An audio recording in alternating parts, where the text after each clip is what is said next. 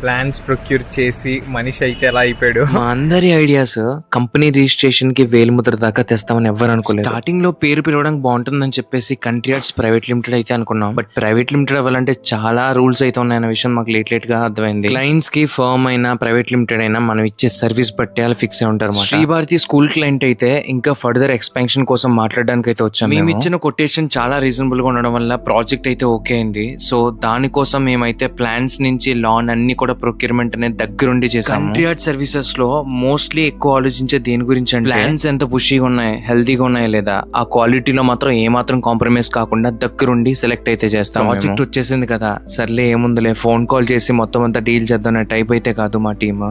So మేమే దగ్గరుండి నర్సరీస్కి వెళ్ళి మార్నింగ్ స్టార్ట్ చేసాము మొత్తం అంతా సర్చ్ చేయడం. సో ఈవినింగ్ లోపే మొత్తం అంతా కంప్లీట్ చేసుకుని నైట్ కల్లా స్కూల్ కి అయితే వచ్చాం. సో ప్రాపర్ వీడియో తీయలేకపోయాను. దానికోసమే నేను డే టైమ్ లో వీడియో తీసి మీకు చూపించాను. స్కూల్ అయినా ఇల్లు అయినా సరే ఎంట్రన్స్ చాలా అందంగా ఉండాలి కాబట్టి సో మెయిన్ ప్రిఫరెన్స్ మేము ఎంట్రన్స్ పార్ట్ కి ఖాళీగా ఉన్న ఒక ఏరియాని ఇలాగ మెక్సికన్ లాన్ వేసి సెంటర్ లోని లెమన్ సైప్రస్ వేసి చుట్టూరా గ్రౌండ్ కవర్ వేస్తే వచ్చే లుక్ చెప్పడం కాదు, ఎదిగిన తర్వాత నేనే చూపిస్తా. ఎవరైతే ఈ వీడియో చూస్తున్నారో ఒక చిన్న విజ్ఞప్తి, మీకు తెలిసిన వాళ్ళు ఎవరైతే గార్డెన్ చేయించుకోవాలనుకుంటున్నారో వాళ్ళకైతే ఈ రీల్ తప్పకుండా షేర్ చేయండి. నేను ఒక్కనే కాదు, నాలా స్టార్టప్స్ ప్లాన్ చేసిన వాళ్ళు చాలా మందే ఉన్నారు.